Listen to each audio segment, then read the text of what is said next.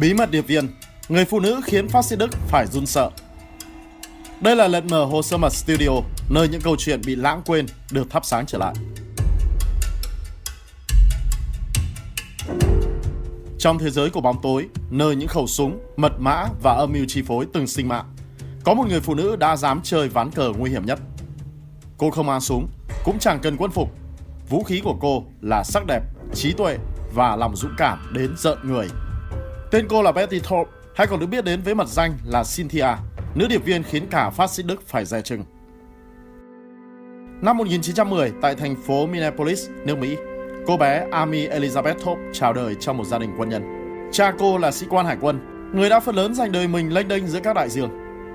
Tuổi thơ của Betty gắn liền với tiếng tàu, tiếng sóng và mùi thuốc súng của những căn cứ quân sự châu Âu.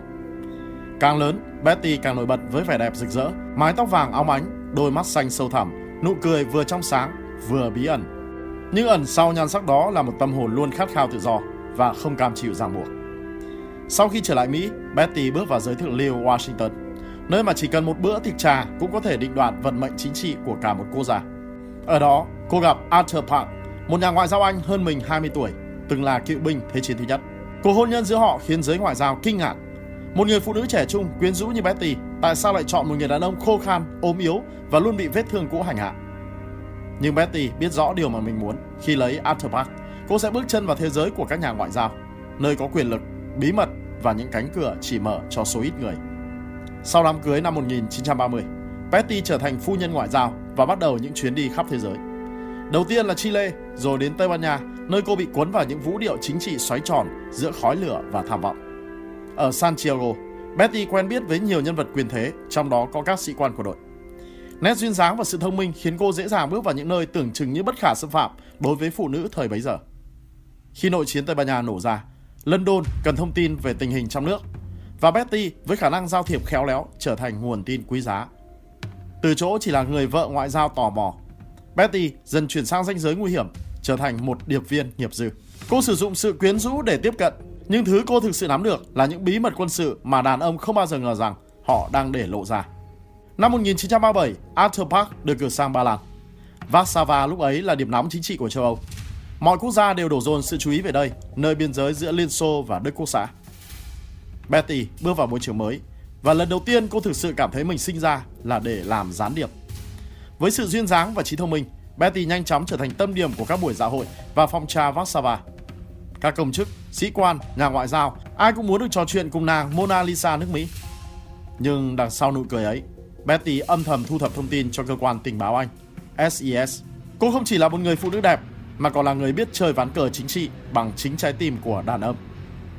Giữa những cuộc tiếp xúc xã giao tưởng chừng như là vô hại, Betty đã chiêu dụ thành công trợ lý của Bộ trưởng Ngoại giao Ba Lan, Joseph Beck. Người đàn ông ấy say mê cô đến mức sẵn sàng trao tay những tài liệu tuyệt mật chỉ để đổi lấy vài buổi tối bên người tình xinh đẹp.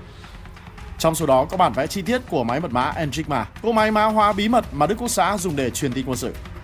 Khi bản vẽ ấy được đưa về London, các chuyên gia mật Mỹ Anh đã sững sờ. Thứ mà họ săn lùng suốt nhiều năm trời cuối cùng lại đến từ tay một người phụ nữ, không mang quân hàm, không qua trường huấn luyện, chỉ có nhan sắc và sự liều lĩnh. Từ khoảnh khắc ấy, Betty Thorpe trở thành Cynthia, mật danh chính thức trong hồ sơ tình báo Anh. Mùa hè năm 1941, giữa bầu không khí căng thẳng của Thế chiến thứ hai, Washington vẫn sáng rực những buổi tiệc ngoại giao, nơi quyền lực và âm mưu hòa vào với rượu vang và những bản nhạc jazz. Một ngày tháng 5, Cynthia lúc này là phóng viên tự do, gọi điện đến đại sứ quán Pháp xin phỏng vấn đại sứ Gaston Guillet. Người sắp xếp lịch gặp cô chính là Charles Bush, tùy viên báo chí của đại sứ quán. Khi hai ánh mắt chạm nhau, một tia lửa vô tình lóe lên. Betty, người phụ nữ từng khiến bao đàn ông say đắm, lần đầu tiên cảm thấy tim mình loạn nhịp. Còn Charles Bush, người từng trải qua 3 cuộc hôn nhân tan vỡ, bỗng thấy mọi thứ trong cô vừa dịu dàng, vừa nguy hiểm như một thứ chất độc ngọt ngào. Cuộc phỏng vấn tưởng chừng như chỉ là công việc, nhưng rồi nhanh chóng trở thành một buổi trò chuyện dài, đầy ẩn ý. Và đúng như Betty dự đoán, con cá đã cắn câu. Tình cảm giữa hai người nảy nở nhanh đến mức khó tin.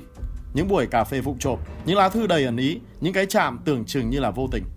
Cả hai biết mình đang vượt qua giới hạn, nhưng không ai dừng lại được. Với Betty, tình yêu này vừa là cảm xúc thật, vừa là cơ hội để cô tiến sâu vào trung tâm bí mật của Đại sứ quán Pháp, nơi giữ những thông tin cực kỳ nhạy cảm liên quan đến Hải quân Đức. Stephenson, ông trùm tình báo Anh tại Mỹ khi biết chuyện ra lệnh: hãy khai thác mối quan hệ này. Chúng ta cần thông tin từ trong Đại sứ quán Pháp, và cô là người duy nhất có thể làm được điều đó. Một đêm giữa mùa thu trong căn hộ nhỏ ở Yorktown, Betty khẽ nói với cả Charles Bush: "Em là một điệp viên." Không khí như đông cứng. Charles Bush nhìn cô sững sờ. Một phần trong ông muốn tin, phần còn lại thì hoảng sợ. "Em muốn anh phản bội Tổ quốc sao?" ông hỏi. Betty đáp: "Không, em chỉ muốn anh chọn công lý, chọn tự do." Cuộc đấu tranh trong tâm trí của Charles Bush kéo dài suốt nhiều ngày, cho đến khi ông đọc được bức điện của đô đốc Darlan ra lệnh thu thập thông tin Hải quân Anh để chuyển cho Đức. Ông mang bản sao đến cho Betty, và từ đó Charles Bush chính thức trở thành điệp viên. Thế rồi sau những cuộc tình say đắm, Cynthia mang thai. Vì nhiệm vụ, cô lặng lẽ đến New York chấm dứt giọt máu trong bụng. Không ai biết, không ai hỏi. Trở lại Washington, cô lạnh lùng hơn, nhưng trong ánh mắt vẫn ẩn nỗi buồn khôn tả.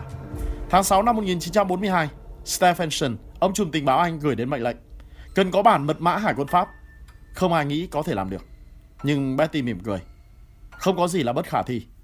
Cô và Charles Bush bắt đầu lên kế hoạch đột nhập Đại sứ quán Pháp, mở két, sao chụp tài liệu, rồi rút ra trong im lặng. Đêm 24 tháng 6 năm 1942, bóng tối bao trùm tòa nhà Đại sứ quán Pháp. Charles Bush đã mua chuộc được bảo vệ trực đêm và cùng với Betty đưa một chuyên gia bẻ khóa két, biệt danh tên trộm thành Georgia, lẻn vào tòa nhà. Trong khi người kia phá két, Charles Bush và Betty cảnh giới. Bất ngờ, tiếng bước chân vang lên. Betty nhanh trí kéo Charles Bush lại thì thầm: "Mau, cởi quần áo ra." Cả hai giả vờ đang trong một cuộc tình vụng trộm. Bảo vệ thấy cảnh đó, vội đỏ mặt rút lui. Vài phút sau, két sắt mở ra. Bản mật mã Hải quân Pháp nằm gọn trong tay họ. Tài liệu được gửi về London. Nhờ nó, quân đồng minh giải mã toàn bộ liên lạc của Hải quân Vichy, lực lượng hải quân thuộc chính phủ chế độ bù nhìn thân Đức Quốc xã kiểm soát toàn miền Nam nước Pháp. Khi quân Anh, Mỹ đổ bộ lên Bắc Phi, tàu Pháp gần như không phản kháng.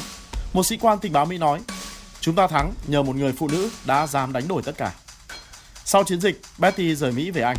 Cô và Charles Bush bị chia cắt suốt 2 năm cho đến khi chiến tranh kết thúc. Năm 1946, họ kết hôn, một kết thúc giản dị cho hai con người đã đi qua bão tố. Betty sống lặng lẽ ở Pháp cho tới cuối đời. Không huân chương, không danh hiệu, chỉ có một dòng ghi chú trong hồ sơ mật của anh. Cynthia, người phụ nữ đã khiến cả phát xít Đức run sợ bằng nụ cười của mình. Chiến tranh rồi cũng đi qua, nhưng những người như Betty Thorpe, Cynthia sẽ mãi được nhớ tới như những ngọn đuốc giữa màn đêm. Câu chuyện của nữ điệp viên tuyệt sắc này cho thấy sức mạnh đôi khi không đến từ vũ khí mà từ trái tim biết yêu và dám hy sinh. Đây là Lật Mở Hồ Sơ Mật Studio, nơi những câu chuyện bị lãng quên được thắp sáng trở lại. Hãy đăng ký và theo dõi kênh để chúng ta cùng lật mở những bí ẩn của lịch sử.